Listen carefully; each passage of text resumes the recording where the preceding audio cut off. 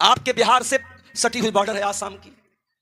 अगर आसाम के मुसलमानों के ऊपर कोई जुल्म सितम होता है और आपको उस जुल्म सितम को देख करके आपकी आंखों में कोई आंसू नहीं आता और आपके दिल में कोई दर्द महसूस नहीं होता, मेरे प्यारे साथियों, आपको अपने ईमान की खैर मनानी चाहिए। दिल में अगर ईमान है और ईमान की मोहब्बत है तो ईमान का रिश्ता सबसे बड़ा रिश्ता होता है। अल्लाह के नबी फरमाते हैं, मसलुल मुमिनीन फी तवादिहिम व तआतुफिहिम व तराहुमिहिम कमसलिल जसदिल वाहिद। ऐ मुसलमानों, तुम आपस में एक दूसरे के इतने हमदर्द बनो, इतने गमगुसार बनो, इतने गमगुसार बनो, इतने एक दूसरे को चाहने वाले बनो, इतने एक दूसरे से के लिए जान देने वाले बन जाओ। कमसलिल जसदिल वाहिद, जैसे इंसान का शरीर होता है, इंसान की बॉडी होती है, अगर इंसान के शरीर में कोई एक हिस्सा भी अगर तकलीफ में पड़ जाता है, तदालहु साइरुल जसदी बिस्सहरी वल हुम्मा, पूरा बदन पूरा शरीर बेचैन हो जाता है।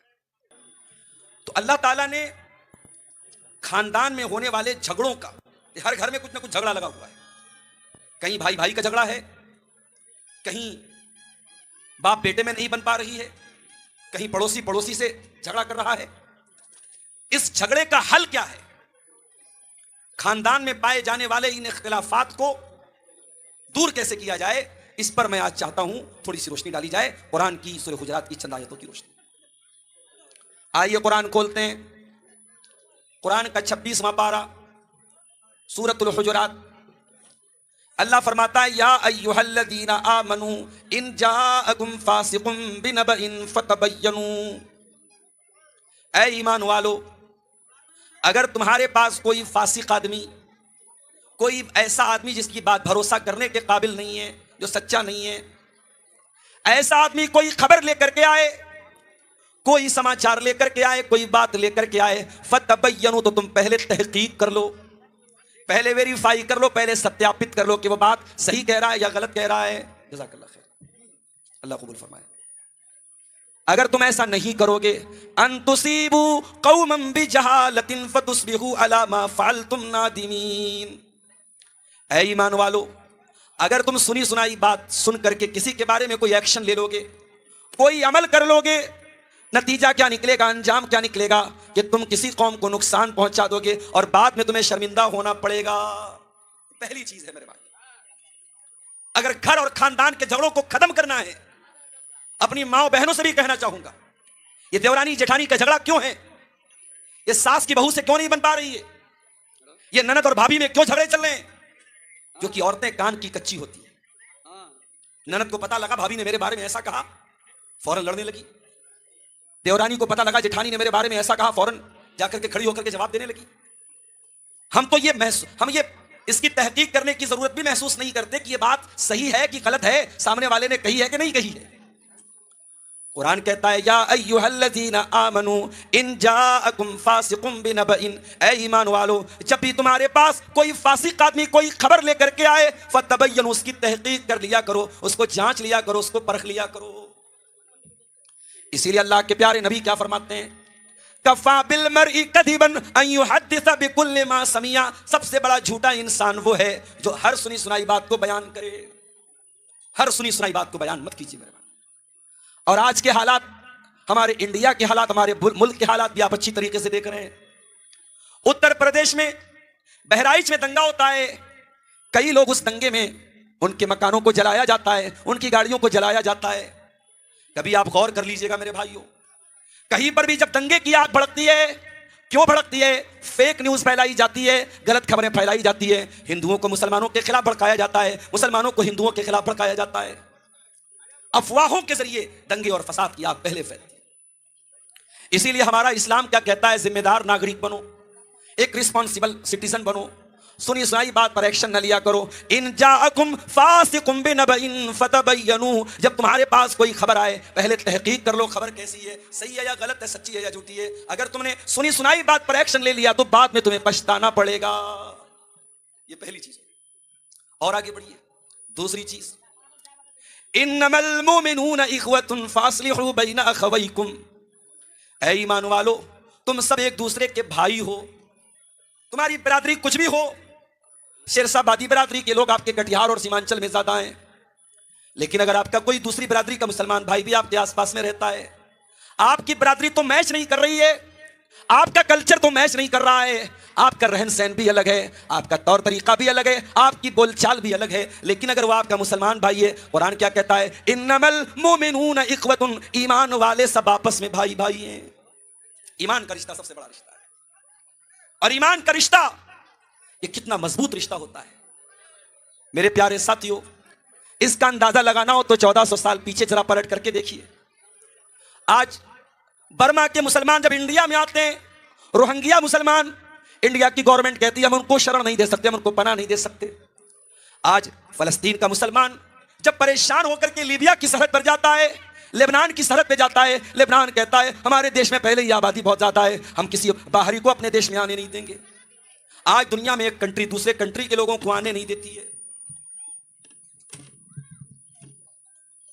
मेरे प्यारे साथियों, 1400 साल पहले जब मदीना के अंदर मक्का के सहाबा हिजरत करके मदीना के अंदर पहुंचे, तो जरा गौर कीजिए, अल्लाह के प्यारे नबी ने हाथ उठा उठा करके नाम ले लेकर के आपने मदीना के अंसारियों को मक्का के मुहाजिरीन का भाई भाई बना दिया। मेरे प्यारे साथियों, कोई खून का रिश्ता नहीं है,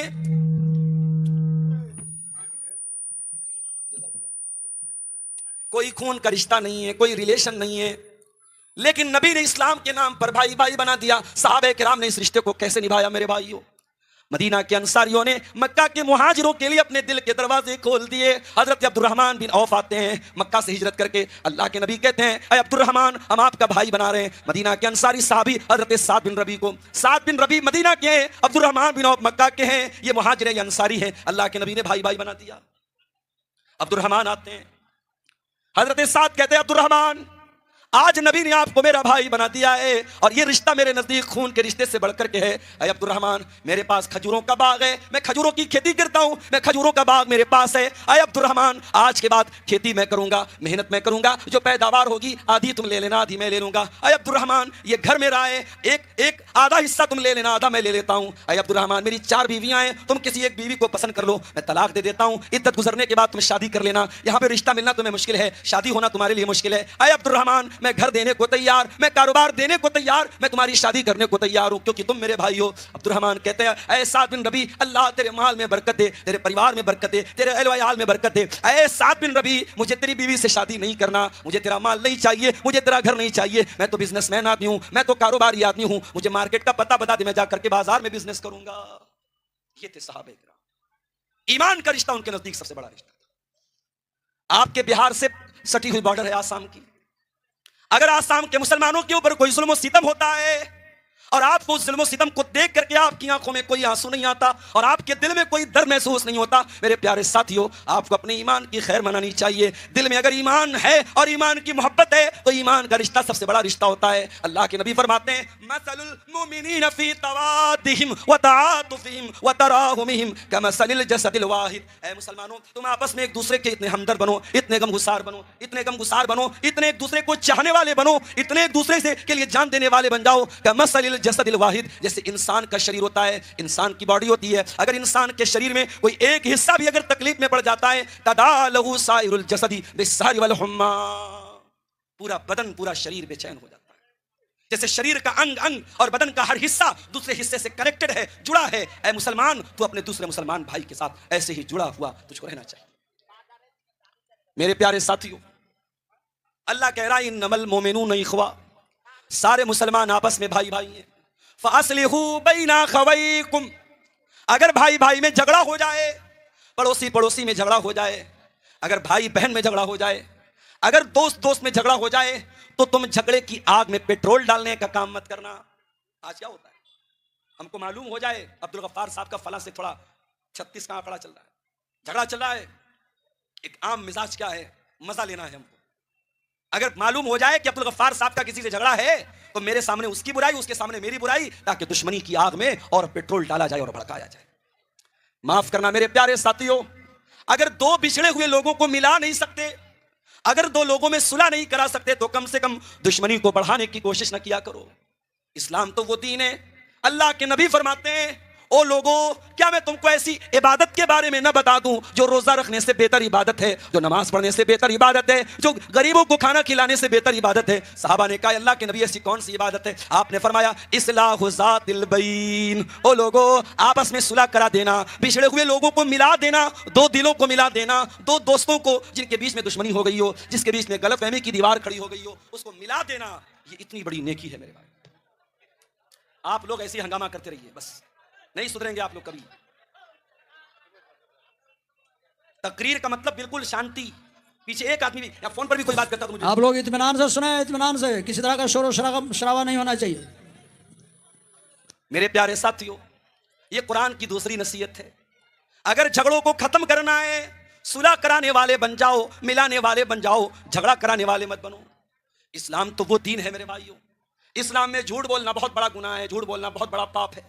लेकिन अगर दो लोगों के बीच में दुश्मनी हो जाए, इख्तिलाफ हो जाए और इख्तिलाफ को खत्म करने के लिए कुछ झूठ भी बोलना पड़ जाए, इस्लाम झूठ बोलने की परमिशन भी देता है। अल्लाह के प्यारे नबी फरमाते हैं लैसल कद्दाबुल लज़ी युस्लिहु बैनन नास। दो लोगों के दरमियान झगड़े को मिटाने के लिए, सुलह कराने के लिए अगर कोई झूठ बोलता है तो वो झूठ अल्लाह ताला के झूठ नहीं लिखा जाएगा।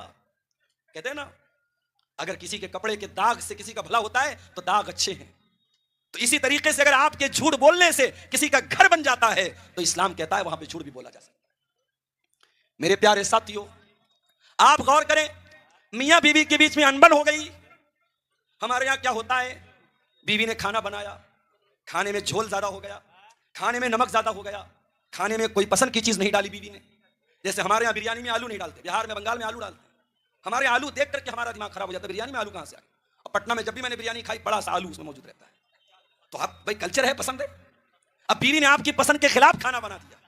अब हमारे यहां क्या कल्चर है साहब, शौहर को गुस्सा आया, शौहर ने कहा तलाक तलाक तलाक, बात खत्म। इस्लाम में तलाक कोई खिलवाड़ नहीं है। और आज इसी हरकत की वजह से, तलाक को खिलवाड़ बनाने की वजह से आज पार्लियामेंट ऑफ इंडिया में ट्रिपल तलाक का कानून बना।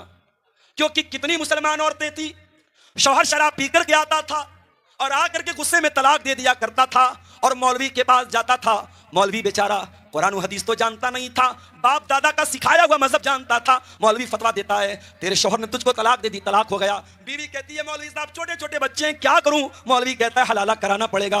हलाला का मतलब क्या है, तुझे किसी गैर मर्द से शादी करनी पड़ेगी और एक रात तक वो शौहर तेरे साथ रहेगा और अगले दिन तुझे तलाक दे देगा, फिर तू अपने शौहर के साथ निकाह कर लेना। मेरे प्यारे साथियों, ये खुल्लम खुल्ला बदकारी और जिनाकारी को फरोग दिया गया और तलाक के नाम पर कितनी मुसलमान औरतों को बर्बाद किया गया। आज हमारी इन्हीं हरकतों की वजह से आज इस्लाम के दुश्मनों को मौका मिला, आज इस्लाम को बदनाम करने का मौका मिला और पार्लियामेंट में ट्रिपल तलाक का कानून लाया गया। मेरे प्यारे साथियों, तलाक कोई खिलवाड़ नहीं है। अल्लाह कहता है अगर मियां बीवी में झगड़ा हो जाए फबअसू हकमम मिन अहलिही व हकमम मिन अहलिहा।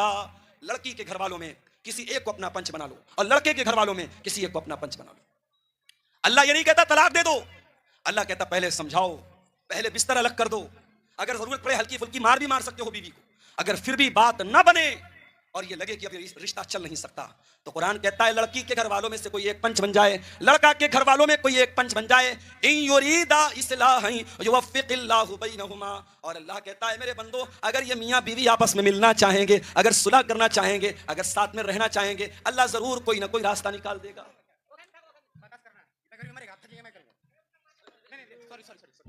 अरे भाई पीछे बैठो, पीछे बैठो। इतनी गर्मी नहीं है कि मर जाएंगे। अगर मियां बीवी छोड़ दी, अगर मियां बीवी मिलना चाहेंगे, अल्लाह कह रहा है युवफ्फिकिल्लाहु बैनहुमा, हम दोनों को मिला देंगे। इसलिए मेरे प्यारे साथियों, रिश्तों को बचाने की कोशिश करो, रिश्तों को तोड़ने की कोशिश ना करो। जहां तक हो सके, अगर झगड़ा हो गया है, झगड़े की आग लगी है, नफरत की आग लगी है, कुरान कहता है सुलह करा दिया करो, मिला दिया करो, उस पर पेट्रोल न डाला करो। ये दूसरी चीज होगी। तीसरी चीज, एक मर्तबा कटिहार से मेरे पास फोन आया, मौलवी साहब एक मसला पूछना चाहता हूं। हमारे यहां पंचायत होती है, पंचायत में जो लोग बैठते हैं वो किसी की तरफदारी करते हैं, किसी का पक्षपात करते हैं, इसके बारे में आपका क्या कहना है? मैंने तब फोन पर उसको जो जवाब दिया, तभी जवाब आज आपको दे रहा हूं।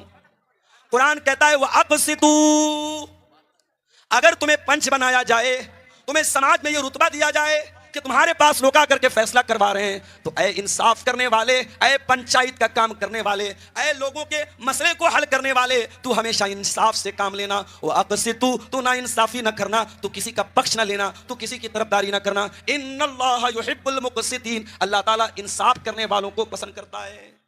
अल्लाह को ना इंसाफी पसंद नहीं, अल्लाह को ना इंसाफी पसंद नहीं। दंगा हुआ, दो मजहब के लोगों ने आपस में दंगा किया, पुलिस ने रपट दर्ज की, एफआईआर दर्ज की। एक संप्रदाय के खिलाफ एफआईआर दर्ज हुई और दूसरे संप्रदाय को क्लीन चिट दे दी गई। एक संप्रदाय के लोगों के घरों पर बुलडोजर चला और दूसरे मजहब के लोगों को बख्श दिया गया और कहा गया साहब हमारे राज्य में कानून व्यवस्था बहुत तगड़ी है। यह कानून व्यवस्था नहीं है, यह अंधा कानून है, यह ना इंसाफी है मेरे भाई।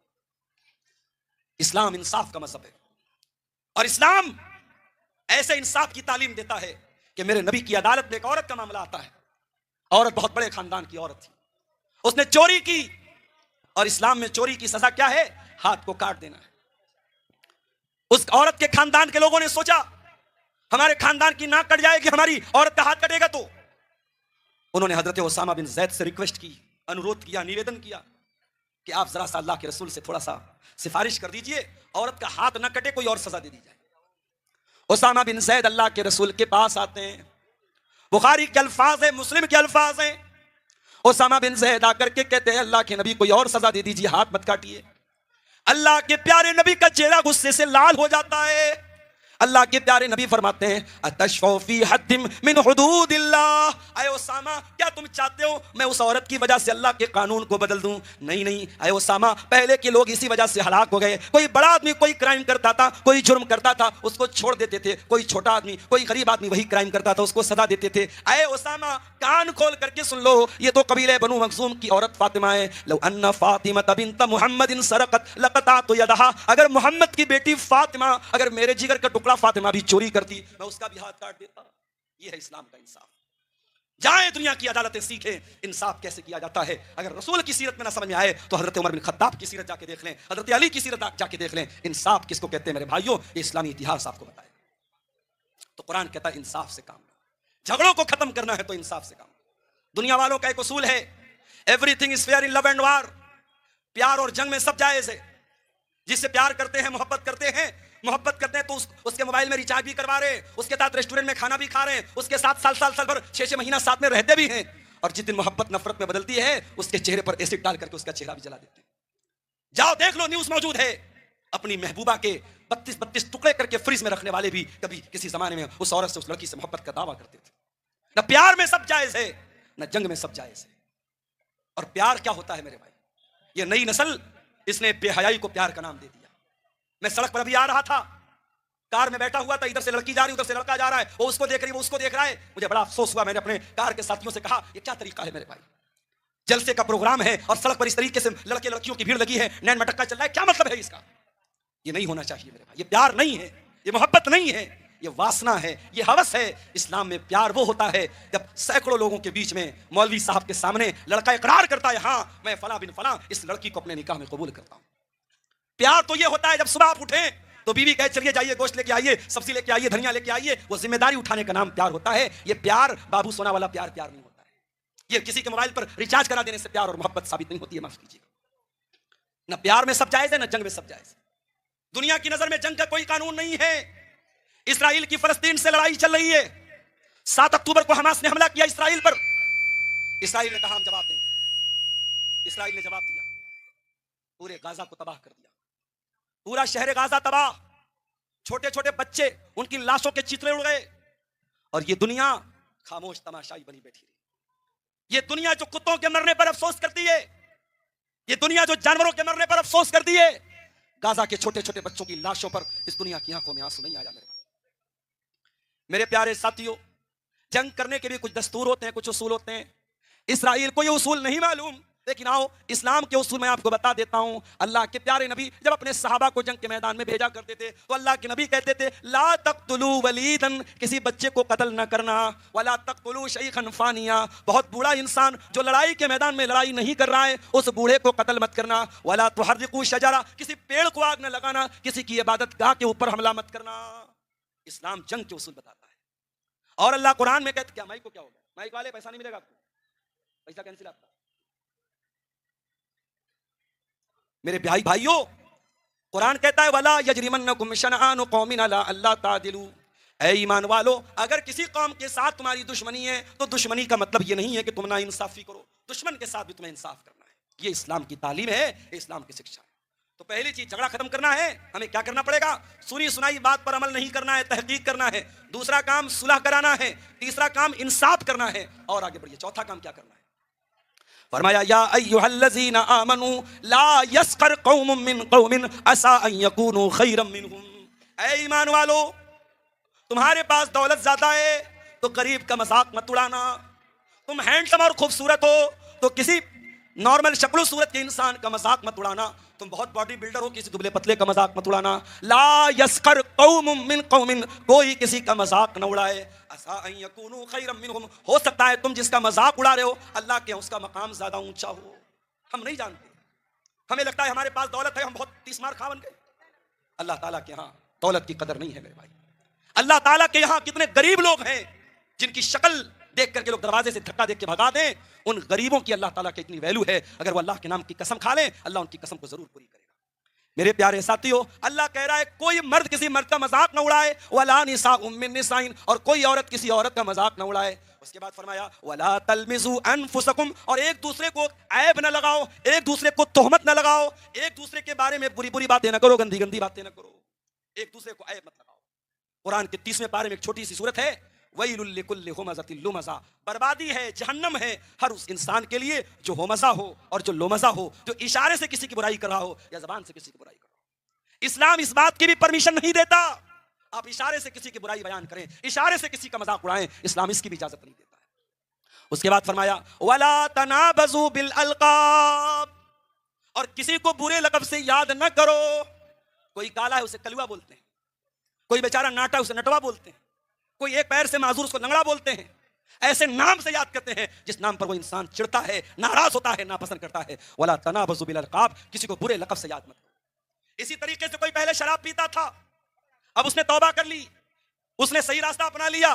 अब जब भी उससे मिलते हैं कहते अरे भाई तू बड़ा शरीफ बनता है, पहले तो तू शराब पीता था। उसकी पुरानी बातों को याद दिला करके उसको ताना मारना यह भी इस्लाम के अंदर जायज नहीं है। वला तनाबज़ू बिल अलक़ाब, किसी को बुरे लक़ब से याद मत करना। उसके बाद फरमाया बिसल इस्मुल फुसूक बादल ईमान, ईमान लाने के बाद किसी को बुरे लक़ब से याद करना यह बहुत बड़ा गुनाह है। वलम वमल्लम यतुब फउलाइका हुमुज़ ज़ालिमून, और जो तौबा नहीं करेगा वो बहुत बड़ा जालिम है, बहुत बड़ा जालिम है। ये झगड़ों को खत्म करना है मेरे भाइयों, तो इन रास्तों को हमें अपनाना पड़ेगा। 2-3 चीजें और हैं, उसके बाद हम कलेक्शन की तरफ आएंगे। मैं 5 मिनट आपके बीच में बैठा रहूंगा। जो भी ताउन आपको मदरसे के लिए करना है मेरे हाथ पे आप करते हुए जाएंगे। अल्लाह आपका भला करेगा, अल्लाह आपके माल में बरकत अता करेगा। फरमाया या अय्युहल्लज़ीना आमनू इज्तनिबू कसीरम मिनज़्ज़न, ऐ ईमान वालों बहुत ज्यादा बदगुमानी से बचा करो। बदगुमानी मत पालो किसी के बारे में। अल्लाह के नबी के पास एक सहाबी आए, कहा अल्लाह के नबी बच्चा पैदा हुआ है, मैं गोरा, मेरी बीवी गोरी, बच्चा काला कहां से पैदा हो गया? मुझे बीवी के कैरेक्टर पर शक हो रहा है। वो जमाना तो डीएनए चेक करने का जमाना नहीं था, डीएनए टेस्ट हो जाता पता लग जाता। नबी ने कहा अच्छा ये बताओ तुम्हारे पास ऊंट है? कहा ऊंट है। आपने कहा कौन से कलर का ऊंट है? कहा अल्लाह के नबी सुर्ख ऊंट है, जो रेड कलर के ऊंट होते हैं वो ऊंट है। आपने कहा सारे ऊंट सुर्ख हैं या उन रेड कलर के ऊंटों में कोई ऊंट तुम्हारा मटियाले कलर का या ब्लू कलर का भी है? कहा अल्लाह के नबी मटियाले कलर के भी कुछ ऊंट हैं। आपने पूछा जब सारे ऊंट सुर्ख कलर के हैं, सुर्ख रंग के हैं, तो उन सुर्ख रंगों में ये ब्लू रंग का, ये मटियाले रंग का ऊंट कहां से आ गया? कहा अल्लाह के नबी हो सकता है उसके बाप दादा में कोई ब्लू रंग का, कोई मटियाले रंग का रहा हो और उसकी रग खींच करके चली आई हो और बच्चा इस कलर का पैदा हो गया हो। आपने फरमाया ऐ मेरे प्यारे साहबी, अगर ऊंटों में ये पॉसिबल है तो इंसान में भी ये पॉसिबल है। इसकी वजह से अपनी बीवी के ऊपर शक करना जायज नहीं है। इस्लाम की तालीम ये है, इस्लाम की तालीम ये है, किसी के बारे में बदगुमानी मत करो मेरे भाई। जरूरी नहीं है कि मौलाना साहब रात को 2 बजे अगर चैटिंग कर रहे हैं तो किसी से गलत ही चैटिंग कर रहे हैं। जरूरी नहीं है कटिहार के किसी सिनेमा हॉल के पास से कोई गुजर रहा है तो फिल्म देख करके ही आ रहा हो। जरूरी नहीं है कोई बाइक पर किसी बुर्का वाली लड़की को लेकर जा रहा हो तो उसकी कोई गैर औरत हो सकता है उसकी कोई रिश्तेदार हो, उसकी बहन हो, उसकी बीवी हो। हमें किसी के बारे में बदगुमानी करने से जहां तक हो सके अपने आप को बचाना चाहिए। हमारा मसला क्या है?